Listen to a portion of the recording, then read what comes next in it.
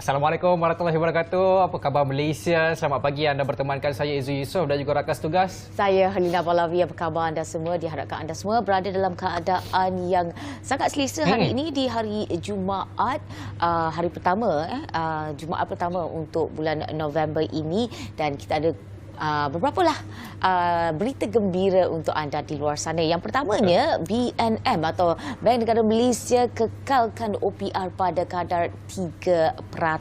Jawatan Kuasa Dasar Monetary MPC Bank Negara Malaysia telah mengekalkan kadar dasar semalaman ataupun OPR pada 3% dalam mesyuarat terakhir mereka bagi tahun 2023. Ini menandakan mesyuarat ketiga berturut-turut yang mana MPC telah memilih untuk mengekalkan kadar itu, dan Bank Negara Malaysia juga dalam satu kenyataan menjelaskan bahawa OPR semasa ini adalah pendirian dasar monetary kekal menyokong ekonomi serta konsisten dengan penilaian semasa mengenai inflasi dan prospek pertumbuhan. Dan saya kira ini adalah satu berita gembira untuk kita di luar sana, kerana bila BNM ini mengekalkan dasar OPR, ia mengurangkan orang kata bebanan keuangan bagi mereka yang ada mengambil pinjaman, tak kisah rumah ataupun kenderaan, dan ia sedikit sebanyak membantu kita kerana kita faham bahawa sekarang ini kos hidup sangat tinggi di Malaysia ini, apatah lagi pada 1 November lepas subsidi ayam telah pun dimansuhkan. Betul. Dan ini salah satu faktor juga didorong oleh KDNK kita yang agak kukuh sebenarnya, dan kita menjangkakan pada tahun hadapan, iaitu pada tahun 2024 kadar inflasinya akan kekal sederhana. Apapun kita tak boleh dalam keadaan selesa, kita kena tengok dahulu first quarter kita punya KDNK negara macam mana perkembangannya. Tapi apapun yang kita mengharapkan yang terbaiklah untuk negara kita yang memberi manfaat kepada kita seluruh rakyat Malaysia. Baik, ini satu lagi berita gembira boleh kita kongsikan Helena, di mana saya boleh katakan ini antara penghantaran bantuan pertama misi kemanusiaan ataupun penghantaran barangan kemanusiaan ke Palestin yang akan dihantar pada malam ini. Kita menjangkakan pada jam 9 malam yang akan dihantar ke lapangan terbang antarabangsa Al-Arish Mesir melalui penerbangan kargo. Itu apa yang dikongsikan oleh Presiden Malaysian Humanitarian Aid and Relief Mahar, iaitu Jismi Johari, di mana pada hari ini dikabarkan 20 tan barangan kemanusiaan akan dihantar, manakala baki 30 tan akan dijadualkan dihantar pada 10 November nanti. Jadi keseluruhannya 50 tan ini hasil daripada kutipan yang berjumlah dianggarkan jumlahnya 7 juta ringgit dan dikumpulkan menerusi dalam satu ops, iaitu Ops Ehsan, dengan pelibatan daripada 45 NGO dalam hanya 24 jam saja. Kita boleh kata ini satu pencapaian yang agak luar biasa, Helena. 24 jam boleh kumpul lebih daripada 50 tan, dan sama-sama kita doakan supaya barangan kemanusiaan ini akan dapat sampai ke sahabat kita ataupun rakan-rakan kita di Palestin sana, kerana kita tahu akan ada beberapa sekatan di pintu-pintu sepadan. Jadi sama-sama kita doakan agar barangan kemanusiaan ini dilancarkan segala urusannya, Helena. Dan selain doa, mungkin kita tertanya apa sumbangan kita untuk menghentikan orang kata jenayah perang ini ataupun mengurangkan kekejaman Israel terhadap penduduk di Gaza dan sebagainya. Salah satu cara adalah di mana anda semua boleh menjadi seorang pengguna yang sedar tentang peranan anda dalam berbelanja. Kawal belanja anda untuk kita tahu jenama-jenama yang terutamanya menyumbang secara terus kepada Israel, dan ini orang kata secara dalamnya kita sebenarnya menyumbang kepada keganasan dan pembelian senjata dan sebagainya. Namun kalau kita tengok sekarang ni banyak media menyenaraikan jenama-jenama yang mungkin anda boleh boykot dan pilih untuk beli jenama-jenama lokal, jenama-jenama yang dipercayai tidak menyumbang kepada keganasan. Ini saya ingin tekankan, ini bukanlah masalah keagamaan, ini adalah isu tentang keganasan, kemanusiaan. Kita nak hentikan jenayah perang, dan kita juga mahu menjadi seorang pengguna yang sedar di mana wang kita belanjakan, dan pastikan wang yang kita belanjakan ini adalah di kawasan-kawasan ataupun tempat-tempat yang orang kata tak memberi bebanan kepada orang lain. Baik, itu sedikit sebanyak tentang apa yang kita boleh lakukan. Bak kata orang, kalau tak boleh boikot semua, kita jangan tinggalkan semua. Betul. Tapi sebelum kita beralih ke rakan tugas kita dari Bilik Berita, kita nak tengok dulu ramalan cuaca untuk hari ini. Saksikan. Jom.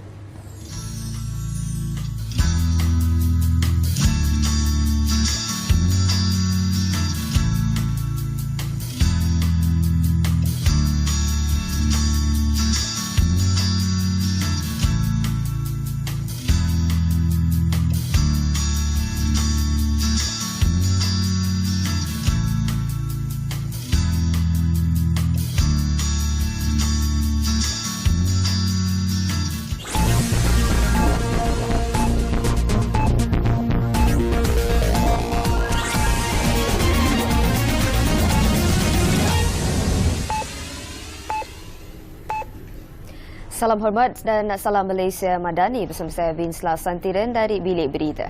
Baik, kita mulakan dengan laporan ini.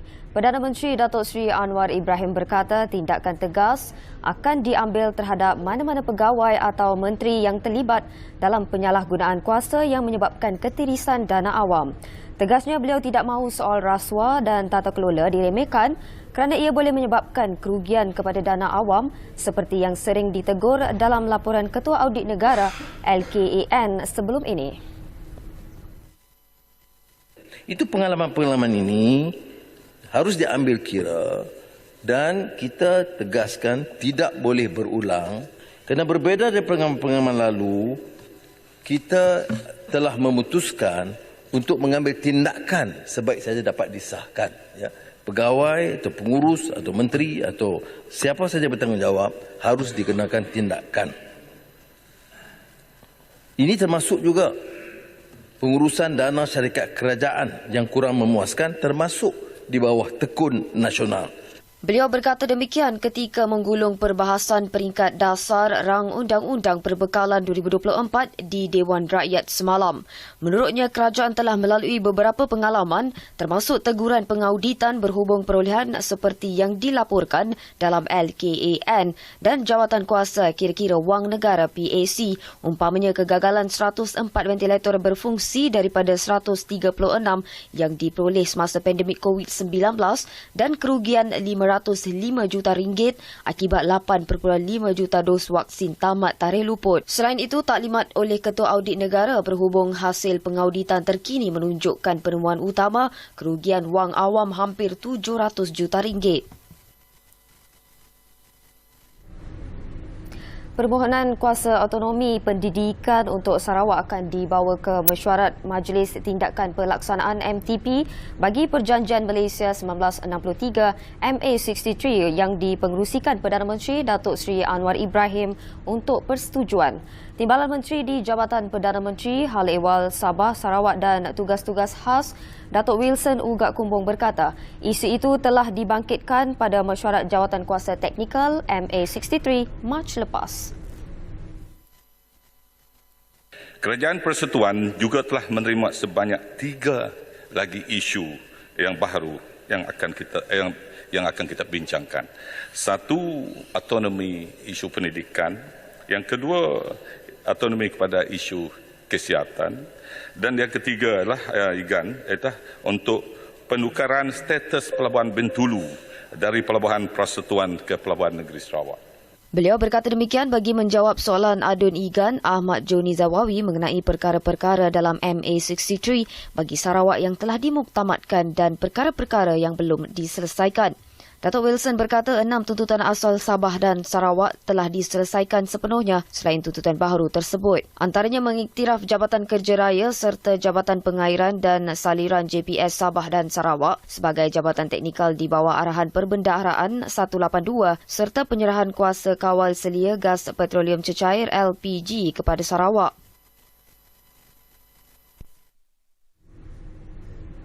Baik, impian 2 kanak-kanak menghidap kanser tahap akhir untuk menaiki helikopter akhirnya tercapai selepas mereka diberi peluang berada dalam helikopter milik Jabatan Bomba dan Penyelamat Malaysia JBPM semalam. Muhammad Firas Haziq Samsul yang menghidap kanser tulang dan pesakit kanser otak Nurul Umairah Abdul Rahman dibawa merasai dalam helikopter kira-kira 15 minit oleh Persatuan Sahabat Kanak-Kanak Kanser Wilayah Utara FOKKAN dengan kerjasama JBPM. Kedua-dua mereka yang berusia 9 tahun itu disertai seorang lagi pesakit leukemia, Muhammad Yazid Muhammad Yamin, 15 tahun, di tempat duduk penumpang di dalam helikopter tersebut. Meskipun tidak dibawa terbang dalam helikopter itu, mereka bertiga berharap dapat menaikinya lagi pada masa hadapan. Nurul Umairah, anak kelahiran Pendang, Kedah yang kelihatan sedikit lemah dan menaiki kerusi roda, meluahkan keterujaan menaiki helikopter tersebut. Memang rasa gembira sangatlah dapat tunaikan impian dia kan. Memang nampak dia sangat happy lah kan. Dia dapat tahu, saya dapat tahu kan. Lepas tu saya habaq kat dia. Lepas tu hari-hari dia akan tanya lah. Bila nak mai sini kan, bila nak mai sini.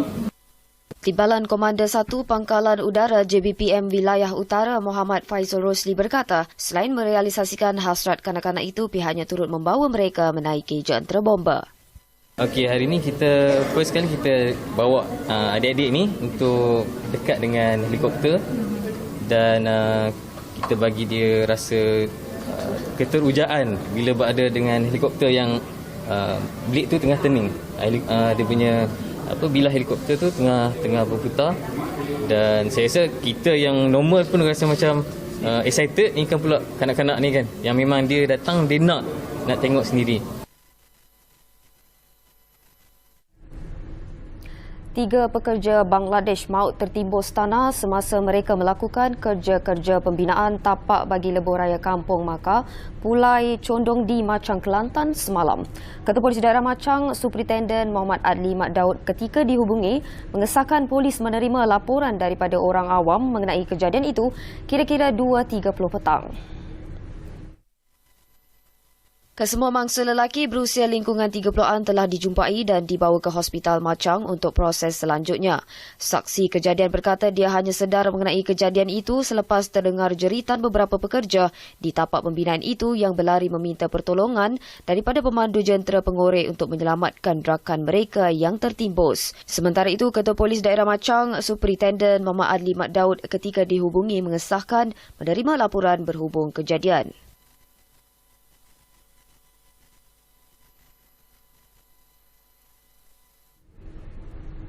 Sekian dari Bilik Berita. Salam Malaysia Madani dan salam hormat.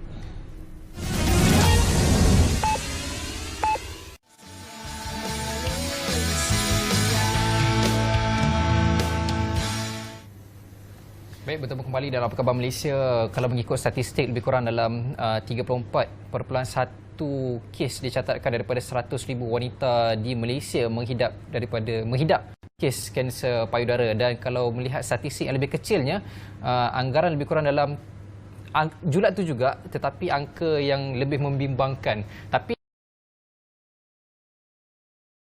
bawakan kepada anda lebih kepada pencegahan dan juga kesedaran. Pada hari ini kita bawakan kepada anda kanser payudara, cegah sebelum parah. Dan kita ada seorang tetamu di studio hari ini. Siapa, Halina? Kenalkan. Kita ada Dr. Rutej Rao Subramaniam, Ketua Promosi Kesihatan daripada National Cancer Society Malaysia, NCSM, dan juga merupakan seorang pegawai perubatan yang akan bersama-sama kita untuk menceritakan tentang satu aktiviti yang akan dijalankan pada hujung minggu ini, iaitu esok dan lusa, yang kita semua mereka yang berada di sekitar Kuala Lumpur, di sekitar KL Central boleh ambil peluang ini. Baik, doktor, kita bercakap tentang bulan kesedaran kanser payudara yang pada bulan lepas, bulan Oktober, dan National Cancer Society Malaysia telah pun melancarkan kempen Pink Unity 6,600. Okey, mungkin boleh ceritakan tentang kempen ini? Okey, selamat pagi dan salam sejahtera Cik Harlina ya. Alright, so apa yang kita cuba capaikan melalui kempen Pink Unity 6,600 ni adalah kita ingin mencetuskan kesedaran di kalangan para wanita rakyat Malaysia lah. Okey, so kita telah pun lancarkan program ini pada 4 Oktober 2023, sempena of course Pink Oktober, dan program ini melanjut selama 1 bulan, iaitu sampai 4 hari bulan November. So kemuncak majlis kemuncak kempen kita adalah pada 4 hari bulan November dan juga 5 hari bulan November yang kita akan adakan di Aras 2 Station Central berhadapan je dengan Hotel The Meridian dan Hotel Hilton. So di situ kita akan ada banyak pemeriksaan dan pemeriksaan secara khususnya adalah untuk saringan kesihatan kanser payudara. Dan bercakap tentang kanser payudara di Malaysia ini, memang kita tahu banyak kempen telah dilakukan dan sebagainya. Namun kesedaran masih kurang. Mungkin doktor boleh komen tentang perkara ini. Okey, so apa yang kita perasan di Malaysia adalah memang banyak kempen yang berkaitan dengan kanser payudara. Sebab kalau kita ambil bulan Oktober sahaja sempena kita tengok kanan kiri semua tempat, NGO ke pihak kerajaan dan pihak swasta banyak yang buat program mengenai kanser payudara. Tetapi menggunakan statistik yang kita ada daripada tahun 2018 hingga 2020, apa yang kita dapat tahu adalah hanya 13% daripada kes kanser payudara yang ada kita dapat detect pada tahap yang awal. So lebih daripada 48% kita dapat detect hanya di tahap 3 dan tahap 4, which is very advanced already lah. So masa itu itu yang kita tidak mahu, and kita ingin mencetuskan kesedaran, dan kita rasa masih lagi ada mindset di dalam kalangan rakyat Malaysia yang rasa kalau tidak buat saringan tiada penyakit. So itu adalah mindset yang kita susah untuk mengatasi lah pada waktu ini. Dia sebenarnya kanser payudara ni lebih terdedah, maksudnya dia lebih cenderung terdedah kepada mereka yang berumur ataupun boleh juga kena kepada mereka yang berusia seawal 19 tahun. Okey, so kanser payudara ni dia sangat special. So apa yang kita dapat tahu secara global adalah kanser payudara lebih prone untuk ada dekat orang yang lebih berusia dalam lingkungan 40 hingga 60. Itu adalah usia yang kita rasa peak lah of cases. Tetapi ada juga yang lebih daripada 18 tahun ataupun dalam lingkungan 20-an untuk dapat kanser payudara juga. So ada juga kes yang kita dapat catatkan. Dan kita nak tahu keberkesanan kempen-kempen yang kita lakukan. Kalau daripada statistik tadi doktor kata 18% dikesan pada peringkat awal. Apa yang kita sebenarnya boleh lakukan kalau kita tengok kelaziman kanser di Malaysia ini, adakah ia meningkat ataupun ia sebenarnya semakin berkurangan atau bagaimana? Okey, so menggunakan kempen payudara, kanser payudara ini, kita dapat mengurangkan kes kematian so far. So tetapi masih lagi dia jadi satu kes kanser yang sangat common. Di mana 1 daripada 20 wanita rakyat Malaysia ada risiko untuk mendapat kanser payudara. So kita boleh katalah kanser payudara adalah something yang sangat common di Malaysia. Okey, dan kita tahu bahawa kanser payudara kita perlu cegah sebelum parah. Okey, apa yang boleh kita lakukan untuk mencegah dia? Okey, so sebagai secara keseluruhannya, apa yang kita boleh buat adalah, of course kita boleh buat normal things like balanced diet, and then mencegah daripada mengambil hisap rokok, and then also mengambil arak and all that. Tetapi yang sangat penting adalah untuk buat saringan awal. So saringan awal, for example, yang apa yang kita buat bersama dengan syarikat farma yang terbesar di Malaysia, iaitu Dua Pharma BioNTech, yang berganding bahu bersama kita untuk mengambil cabaran ini adalah untuk untuk saringan awal kesihatan kanser. So kalau pergi untuk saringan kanser, saya rasa kita dapat mencegah kanser payudara secara keseluruhannya. Okey, dan kita tahu bahawa pencegahan awal ini boleh juga dilakukan di saringan ini di rumah, bagaimana pula? Okey, so saringan ini kalau nak buat di rumah boleh, kita panggil method ini sebagai self breast examination ataupun SBE. Paling common apa yang kita boleh buat adalah yang kita suggest kepada mana-mana pesakit adalah dari rumah, especially wanita yang lebih daripada umur 30 tahun, seminggu selepas datang haid, boleh buat pemeriksaan di bahagian payudara mereka. So the best quadrant, kita ada kanan, kiri, atas dan bawah. So all quadrants boleh check, and then tak semestinya kena lying down and all that, boleh je, tak ada masalah. Okey.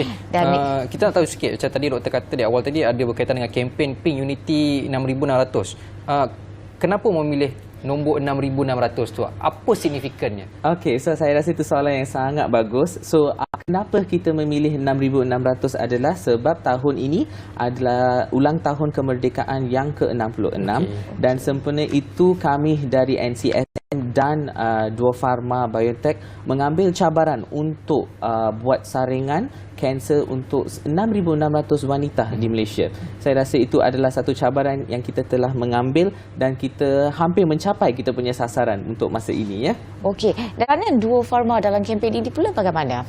Okey, so Dua Pharma adalah salah satu syarikat farmaceutical yang terbesar di Malaysia dan mereka telah pun berganding bahu dengan kita untuk mencegah kanser payudara dan salah satu method is that mereka datang dengan satu peranti, we call it device yang boleh, yang dengan advanced technology je. Dia satu handheld device yang boleh diguna di klinik kecil ataupun di hospital di mana saringan kanser payudara boleh dilakukan secara sangat simple.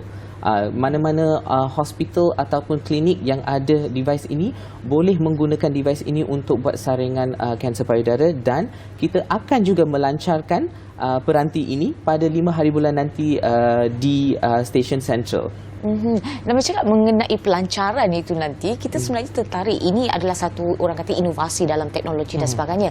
Kesinambungan kepada device ini, peranti ini, adakah ia kemudiannya boleh dibeli untuk kegunaan di rumah ataupun apa sebenarnya nanti boleh digunakan? Okey, so kalau kita tengok secara kesinambungan, saya rasa ini adalah satu device yang boleh digunakan oleh healthcare personnel lah.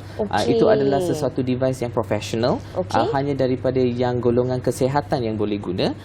At the same time, dia adalah sangat simple. Dia sangat simple sebab result daripada kita ada yang device macam ultrasound dengan mammogram. Yang peranti device yang baru ni, dia boleh beri result secara immediate. Kita boleh dapat, and then kita boleh connect dengan kita punya smart device macam phone atau iPad. We can know the result very early. Okey. Dan doktor tadi menyebut tentang mammogram. Kita faham bahawa mammogram ini adalah satu kaedah untuk mengesan kanser payudara untuk mereka yang berusia 40 tahun dan ke atas, dan kita perlu pergi ke klinik dan sebagainya. Namun pendedahan kepada masyarakat mammogram ni bagaimana pula kalau kita lihat secara keseluruhan melalui National Cancer Society Malaysia ni? Okey.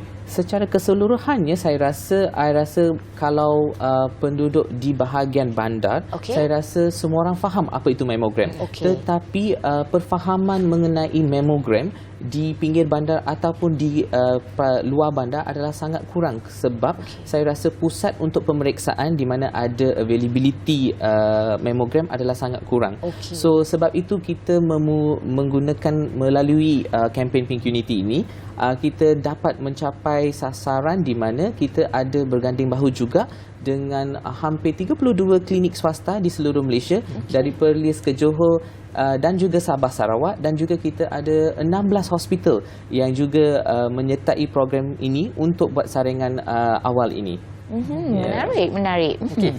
Daripada 32 klinik swasta, 16 hospital yang disebutkan tadi, setakat ni boleh tak kalau orang di luar sana nak mendapatkan rawatan, sebab saya dimaklumkan rawatan pemeriksaan ni adalah percuma. Macam mana mereka nak dapatkan? Boleh lagi ke? Okey, so boleh lagi dapat saringan ini sampai hari Ahad ini, 5 hari bulan 11 di hospital. So kalau nak tahu yang mana hospital ataupun klinik yang berdekatan, bolehlah pergi dekat laman web kami, National Cancer Society Malaysia, di mana ada kita punya tab di mana Pink Unity 660 campaign. Dekat situ kita ada where to go. So bolehlah layari dekat situ, boleh tahu di mana hospital atau klinik yang berdekatan untuk menyertai program ini untuk saringan kanser, ya. Okey, adakah pendaftaran awal perlu dibuat untuk pemeriksaan ini? Okey, so pendaftaran awal tidak perlu buat, especially untuk 4 hari bulan dan 5 hari bulan nanti.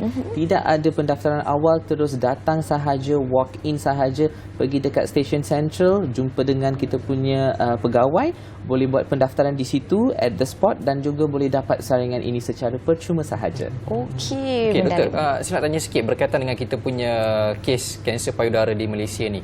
Kalau kita lihat antara kanser utama yang diberi perhatian oleh golongan wanita ada dua. Antara yang utamanya lah yang berkaitan dengan kanser payudara dan juga kanser cervix. Tapi kenapa kanser cervix lebih rendah Seolah-olah macam kesedarannya lebih tinggi, tetapi kanser payudara kesnya lebih tinggi tapi kesedarannya dilihat agak kurang. So macam mana doktor lihat tu? Okay, so saya rasa kanser cervix ni insiden dia lebih kurang daripada kanser payudara. Kenapa? Sebab kanser cervix lebih kepada kebanyakan kes adalah selepas infection HPV virus. Okey, itu adalah salah satu sebab kenapa kanser cervix adalah lebih rendah daripada kanser payudara. Kanser payudara lebih tinggi, kenapa? Sebab ada satu sebab di mana genetically di mana sesiapa yang ada genetik BRCA1 dengan BRCA2, di situ mereka ada risiko yang tinggi untuk dapat kanser payudara, and kita rasa secara globally and di Malaysia kita ada prone to dapat this genetic continuation lah dalam kalangan rakyat Malaysia. So itu adalah reason kenapa kita punya kes payudara adalah tinggi. Okey, doktor, yang terakhirlah, kalau kita dah buat pemeriksaan untuk esok dan lusa tu, kalau kita tahu bahawa kita ada ketumbuhan dan sebagainya, apa langkah seterusnya? Okey, so kalau yang dah tahu ada ketumbuhan ataupun ada ketolan di bahagian payudara, boleh terus datang ke program kita di 4 hari bulan dan 5 hari bulan. Kita akan juga buat pemeriksaan secara terperinci dan kita akan buat referral kepada hospital swasta yang terdekat yang juga menyertai program kita. So kita boleh buat rawatan susulan di mana boleh buat biopsi ataupun mammogram dan sebagainya lah. Baiklah, terima kasih Dr. Rutish Rao Subramaniam, Pegawai Perubatan daripada Persatuan Kanser Kebangsaan Malaysia, atas perkongsian tentang kanser payudara. Dan mari kita ramai-ramai ambil peluang ini, lakukan pemeriksaan awal kerana pemeriksaan awal dapat menyelamatkan nyawa. Baik, kita nak berehat seketika, kita kembali selepas ini.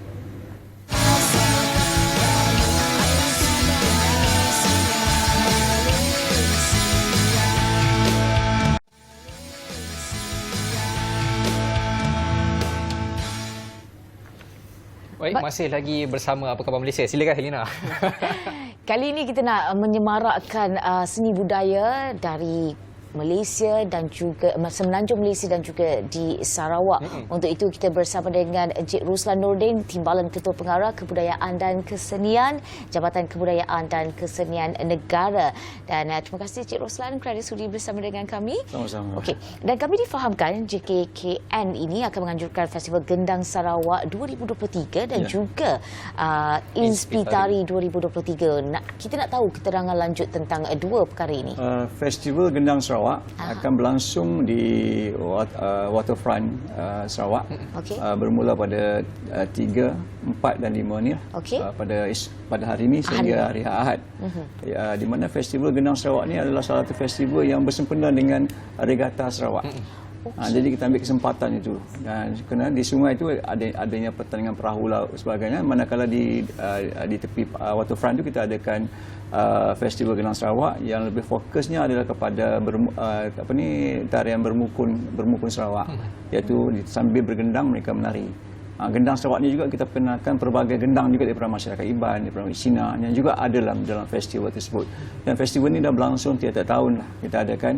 Alhamdulillah setiap tahun kita adakan, sebab di situ juga dia ada juga salah satunya adalah dia juga ada pameran, jualan, demonstrasi, ada prakraf di samping festival Gendang Sarawak itu juga. Dan festival ini sebenarnya telah mendapat sambutan yang hebat sebab kerana ikonik bagi negeri Sarawak itu adalah Gendang Sarawak sendiri. Kalau di Sarawak kita ada Festival Gendang Sarawak 2023. Kalau berkaitan dengan Inspitari, kalau saya maklumkan akan berlangsung di Kuala Lumpur. Mungkin boleh kongsikan. Inspitari ini dah hampir 4 tahun kita tak buat. Kerana Inspitari ini adalah sebuah karya baru dalam tarian-tarian tradisional. Kita menambahkan koleksi lagi. Dan Inspitari ini kebanyakan ada datang daripada 14 buah negeri yang akan mengadakan, mereka akan mencipta karya-karya baru. Di samping juga tarian tradisi yang mewakili daripada kumpulan kesenian jabatan di seluruh Malaysia, 14 buah negeri. Dan Inspitari ini akan berlangsung bermula pada esok dan lusa. Esok 4 hari bulan tu kita hanya fokus kepada tarian etnik negeri. Manakala pada hari Ahad kita akan fokus kepada tarian kreasi baru. Ini yang sungguh istimewa tentang Inspitari ini adalah kerana ia adalah koleksi tarian baru.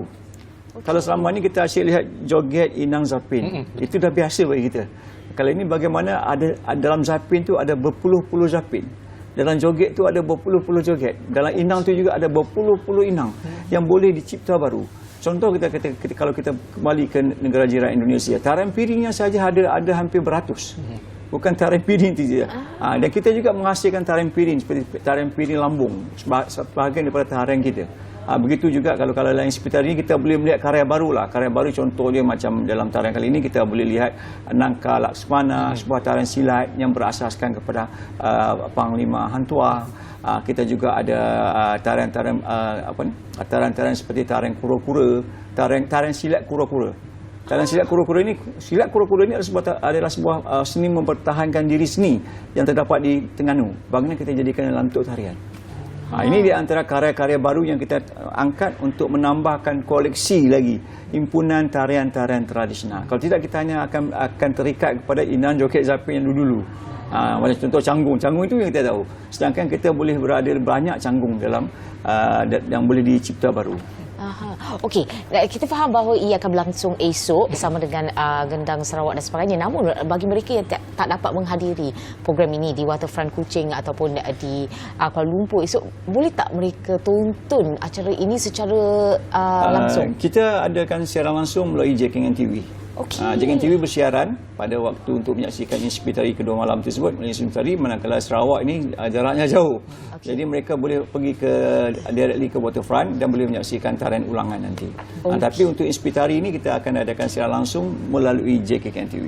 Okey, pastikan anda semua kalau nak berminat untuk melihat tarian kura-kura silat ini, dah banyak lagi tarian lain, anda boleh pergi ke JKN TV malam esok kan? Malam esok. Okey, saya cukup tertarik kita nak bercakap mengenai dengan Festival Gendang Sarawak sebab dia berlangsung sekali serentak dengan Regatta Sarawak. Satu acara yang cukup sinonim perlumbaan perahu di Sarawak. Jadi selain daripada regatta, selain daripada pertunjukan Gendang Sarawak, apa lagi aktiviti-aktiviti yang kita boleh jangkakan akan berlangsung di sana?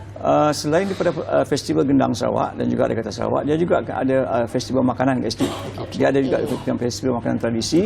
Di samping juga ada pertandingan bakat baru, new talents, dan juga new talent juga untuk tarian bermukun Sarawak tersebut. Dan juga diadakan juga adalah pameran dan demonstrasi craft ni memang kalau ikut dari segi aspek jualan memang beribu dapat di situ. Sebab craft yang dibawa ni bukan saja craft yang ni, tapi craft juga datang daripada sepelusuk di negeri Sarawak ni, termasuk craft tradisi yang terdapat dalam masyarakat etnik Sarawak di samping craft di Perasaan Semenanjung yang juga ada di situ. Dan kita juga ada di dalam situ adalah pertandingan mencari bakat baru, new talents. New talent ni kita buka kepada anak-anak Sarawak lah, yang mana berada di sini boleh mencuba dalam pertandingan nyanyian, dalam pertandingan tarian.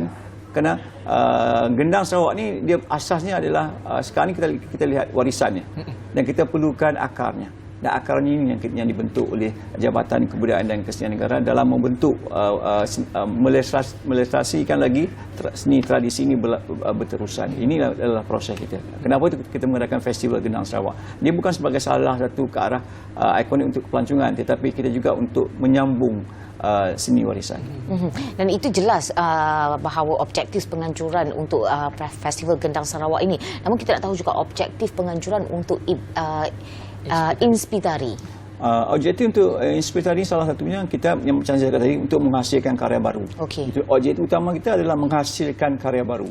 Yang keduanya kita nak beri ruang dan peluang kepada koreografer kita untuk berkarya. Selain mereka menghasilkan karya baru, mereka juga berkarya. Dan yang ketiganya kita nak bagi salah satunya pendedahan kepada masyarakat. Ini adalah untuk salah satunya adalah manifestasinya adalah untuk menyaksikan seni-seni etnik negeri. Ini adalah peluang kita. Kalau kita tidak mengadakan ini, siapa lagi? Sebab orang selalu tahu tentang joget Inan Zapin, itu biasa bagi kita. Tetapi orang tidak tahu asalnya, akarnya, bagaimana nilai yang terdapat dalam seni budaya kita. Yang pentingnya bagaimana kita membentuk nilai. Kerana selama ini kita tahu kita bersaing dengan dunia gadget, kita bersaing dengan dunia media sosial. Tetapi dalam dunia yang sebenarnya, hakiki yang sebenarnya, kita dah melupakan budaya kita. So ini yang kami bawa. Ini peranan Jabatan Kebudayaan dan Kesenian Negara membawa peranan ini kepada masyarakat untuk melihat, memberi satu penyemarakan. Salah satunya kita memberi kecintaan kepada anak muda untuk mereka menyintai seni dan budaya. Untuk seni dan budaya ini mesti datang daripada akar kita. Kalau tidak, kita pun lupa tentang busana kita. Sebab dalam Inspitari salah satu keindahannya adalah busana. Busananya apa yang dipakai, apa aksesoris yang guna pakai, dan busana itu melambangkan etnik negeri tersebut. Dan kenapa busana itu dicipta sedemikian rupa, ini salah satu karya. Ini yang kita gabungkan dalam Inspitari. Selain pada geraknya, kita juga menggabungkan seni berbusananya, kita juga menggabungkan seni muziknya. Ini gabungan yang diilustrasikan dalam kita punya program Inspitari. Macam Cik Roslan kata tadi, penganjuran Inspitari ini merupakan comeback baliklah setelah 4 tahun kita dianjurkan. Lebih kurang dalam sebelum 2019 kali terakhir. Terakhir 2018. Jadi kenapa buat balik 2023? Kita tahulah selepas itu kita mengalami pandemik. Sebenarnya Inspitari diadakan 2 tahun sekali. 2 tahunan kita adakan 2 tahun sekali. Dan bila kita ada 2 tahun sekali, kita dah menghasilkan hampir lebih daripada 300 lebih karya yang telah dihasilkan untuk kita punya koleksi. Dan kita telah pun patent karya-karya tersebut. Tetapi bila kita mengalami pandemik, proses pandemik itu, kita lebih kurang 2 tahun kita tinggal. Manakala lagi 2 tahun kita nak bagi peluang kepada kita punya jurulatih ini untuk mereka mengadakan R&D, iaitu penyelidikan, research. Mereka melakukan research dan mereka akan development. Mereka akan buat kajian lapangan. Kajian lapangan contohnya kalau mereka mengaji tentang tarian kura-kura tadi, dia kena duduk membuat kajian tentang tarian kura-kura ini di tempatnya di Kuala Terengganu, mengkaji sejarahnya, mengkaji tentang geraknya, mengkaji tentang lagunya. Hasil proses itu memakan masa 2 tahun sebelum mereka boleh dibawa ke tengah, dan mereka akan mengalami proses viva. Setiap tarian ini mengalami proses viva, proses penilaian. Jika tidak melalui proses penilaian ini, sepatutnya mereka layak atau tidak. Ini penentuan kita. Sebab itu apa yang kita bawa pada malam esok itu adalah yang terbaik. Sebab mereka telah mengalami proses viva selama 2 tahun. Maknanya bukan sahaja persembahan seni, pakaian dan budaya lagunya, tapi juga persembahan kajian. Yang mereka harus mengadakan kajian lapangan. Sebab kajian lapangan amat perlu. Kita tidak boleh membawa sebarang persembahan itu dalam bentuk sembrono. Tak boleh. Sebab dia harus melakukan. Contohnya yang berkaitan dengan Sabah dan Sarawak. Ini very sensitif tentang adatnya, tentang pakaiannya, tentang warnanya. So mereka harus melakukan kajian. Dan mereka memohon kebenaran juga daripada pewaris-pewaris tersebut. Boleh tak benda ini dibawa?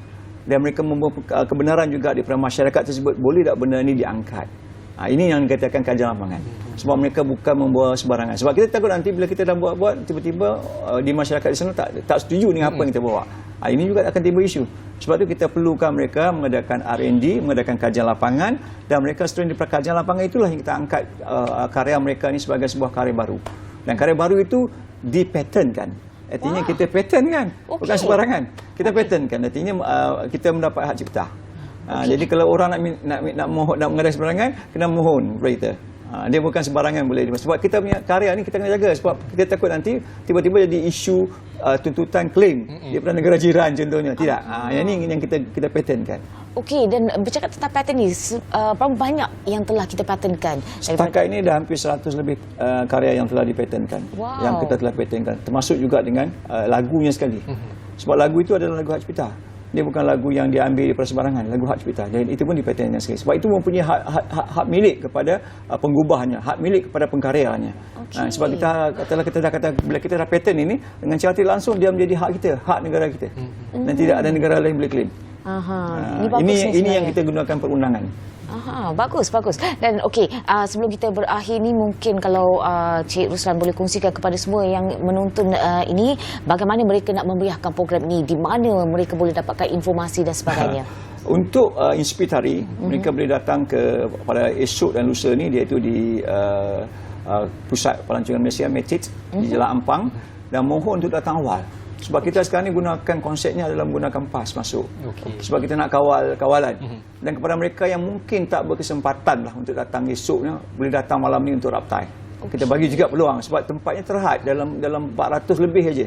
So tempat itu terlalu terhad. Jadi kepada mereka yang tak berpeluang boleh datang pada hari ini, dan mereka yang memang ada appointment ataupun temu janji dengan kami, janji temu dengan kami, boleh datang mengambil pas-pasnya di Metik pada esok. Manakala bagi festival gendang, datanglah beramai-ramai mulai pada malam ini sehingga hari Ahad ini kita akan sampai pukul 1 lah, datang beramai-ramai ke Waterfront Kuching, Sarawak untuk memeriahkan Festival Gendang Sarawak bersempena dengan Regatta Sarawak. Okey, itu dia. Terima kasih Encik Ruslan Nordin, Timbalan Ketua Pengarah Kebudayaan dan Kesenian daripada JKKN atas perkongsian tentang dua festival, Festival Gendang Sarawak dan juga Inspitari 2023. Dan kita nak berehat seketika, anda semua jangan ke mana-mana.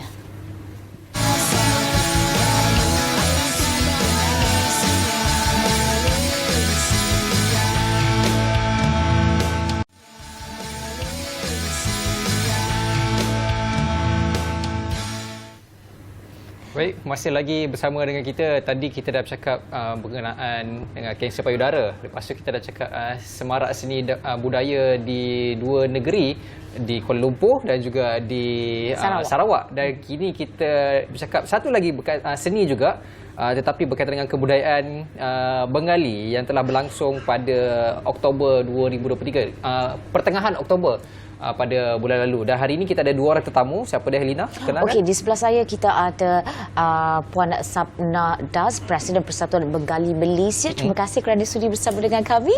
Dan di sana kita ada Dewaki ataupun Dewa, pengasas Kak Dewa Kitchen. Terima kasih kerana sudi bersama dengan kami. Selamat pagi. Baik, kita nak mula-mula sebelum kita nak berbicara tentang festival kebudayaan Bengali ini, kita nak faham tentang Persatuan Bengali Malaysia ini, latar belakang dan sebagainya. Mungkin orang rasa Bengali ni orang Sing ke? Orang Sing ni Bengali ke bagaimana, Puan Sapna? Saya bawa peta. Okey, peta. Apa yang peta yang ada ni? Ini India. So kita berasal dari sini. Dari Bengal sebelah sini, dan orang Punjab tu dari sebelah sini. So memang beza, kita punya adat, resam dan culture semua, kebudayaan semua berbeza. So inilah cerita Bengali dengan Punjabi. Okey, apa selain daripada kedudukan Bengali datang daripada sini, orang Punjabi datang daripada sini, apa lagi perbezaan yang betul-betul ketara? Ingat dia pakai turban. Punjabi pakai. Lepas tu dia ada kara. Lepas tu dia ada banyak, dia punya cara, dia penganut what do you call it, Guru Govind Singh, Guru Nanak and all. Dia punya cara Sikhism asal agama. Kita Hindu. Okey. Kita ingatkan selama ni Bengali tu jugalah adalah mereka daripada Punjabi. Okey, itu sedikit sebanyak tentang persatuan orang, perbezaan antara orang Bengali dan juga orang Punjabi ini, dan kita nak tahu juga latar belakang mereka. Persatuan ini bagaimana ia mula dibangunkan dan sebagainya. Okey, kita ancestor kita, diorang berhijrah dari undivided India. Very many years ago, 1920s, 1930s. Dan diorang datang sini sebagai pakar dan diorang boleh bertutur dalam bahasa Inggeris.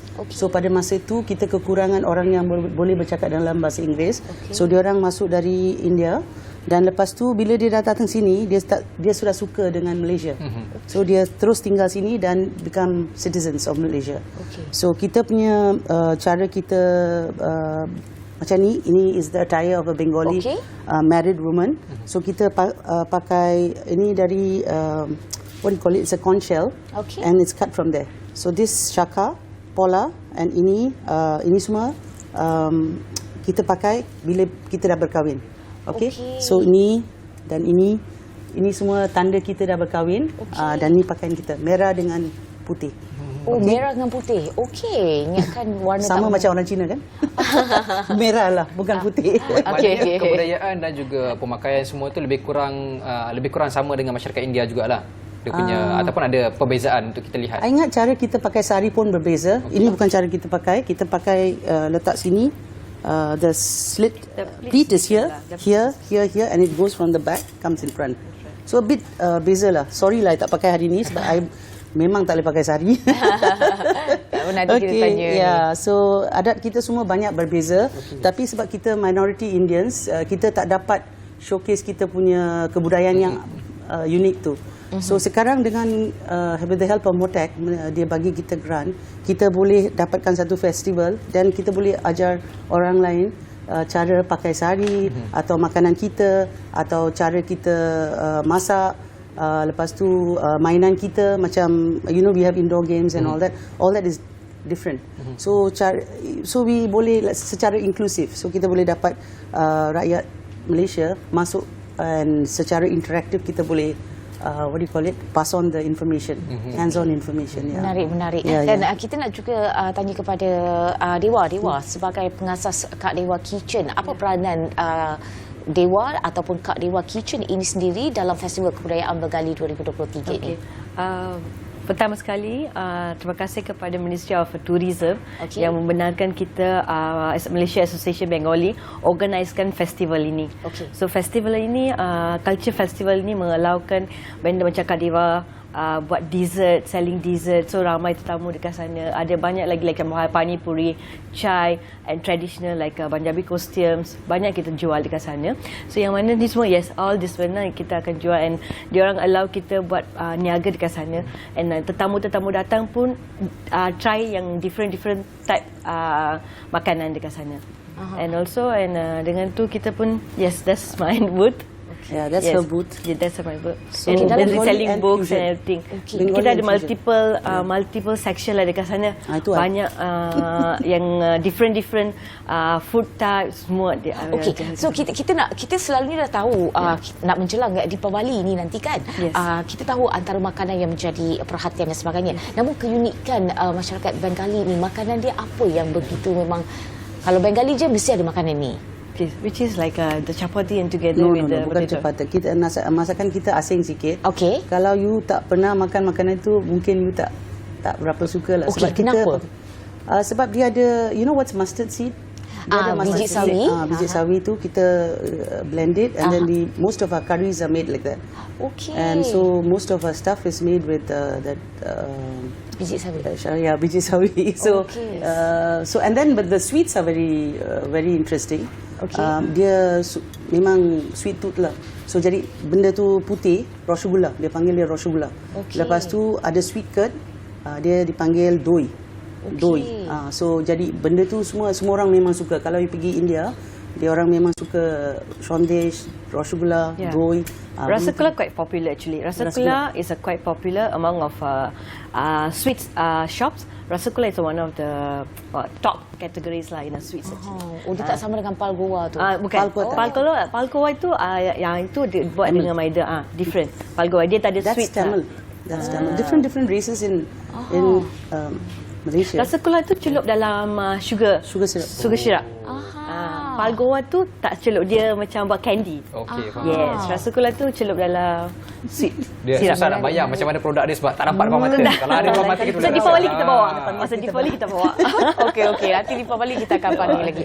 Baik, kita nak tahu juga antara sumbangan penting masyarakat Bengali dalam sektor peladangan dan juga kawasan-kawasan lain di Malaysia ini bagaimana? Okey, bila kita do you say nenek moyang ke apa? Ancestors lah. Boleh. Bila dia orang datang, dia orang masuk sebagai tenaga doctors. Doctors, dan lepas tu most of the estates, plantations were managed by the Bengalis. So bila dia masuk, I think kepakaran dia orang dalam inilah medicine.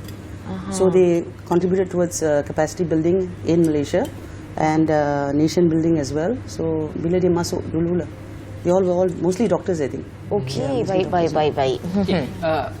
Biasanya kalau masyarakat ataupun komuniti Bengali di Malaysia ni, dekat mana kita yang memang menetap di Malaysia, yang bukan warga negara datang daripada Bangladesh sana, datang sini, kat mana kita boleh jumpa diorang ni? Ada dekat seluruh Malaysia ataupun ada dekat Malaysia? Dulu bila dia masuk, mula-mula Negeri Sembilan aja. Sekarang dia dah semua tempat, Penang ada, semua tempat ada. Tapi kebanyakan sekarang pun masih dalam Petaling Jaya, Kuala Lumpur lah, wilayah. Banyak sekarang. Tapi dulu Negeri Sembilan aja. Mula-mula. Pasal tu kita punya ancestral property kan dekat situ. Port Dickson kita ada 3.5 acres of land. Dulu dibeli oleh ancestors. Dengan gaji dia sendiri. Sebulan punya gaji dia letak untuk property ni. Dari dulu. Menarik. Dan bercakap tentang Festival Kebudayaan Bengali ini, apa lagi yang telah pun ditunjukkan semasa Festival Kebudayaan Bengali ini diadakan? Kita telah we did everything possible, inclusive, and we did menyerahkan budaya, sejarah Bengali, seni barang antik kita yang sudah 97 years old, dan karya sastra kita ada banyak writers, Bengali writers, and most of them write overseas also, but and then latar belakang sejarah, dan kita telah mencuba membawa semua dalam in our exhibition. Okay. So kita ada satu exhibition and we showed everything about Bengalis. Okey. Yeah. Okey, tahun depan kita kena hadir untuk Festival Kebudayaan Bengali ini sebab macam-macam yang kita boleh belajar dan daripada persatuan Festival Kebudayaan Bengali ini, dan itu saja sebenarnya masa yang kita ada. Can I just say one thing? Boleh. Okay. Before I leave, I'm so sorry if I didn't present myself very well. But one thing I want to say, Ministry of Tourism and Budaya, especially bahagian dasar, Datin Salida dengan Encik Mutalib banyak menolong kita. At least we are able to showcase our event for the very first time. And we've been here from 1920s. So kita amat berterima kasih kepada kedua-dua, dan kita harap tahun depan kita boleh dapat bantuan lagi. Okay, thank you so much. Terima kasih. Thank you so much. Terima kasih. Baik, terima kasih juga diucapkan kepada Kak Dewaki, pengasas Kak Dewa Kitchen, dan juga Presiden Persatuan Bengali Malaysia Swapna Das atas perkongsian tentang masyarakat Bengali. Dan itu saja yang dapat kita kongsikan untuk Apa Khabar Malaysia edisi Jumaat 3 November. Kita jumpa lagi minggu depan bersama rakan tugas lain dengan topik-topik yang lebih menarik untuk kita bincangkan. Seperti biasa, saya Zul Yusof. Dan saya Helina Pelavi. Jaga diri anda. Bye.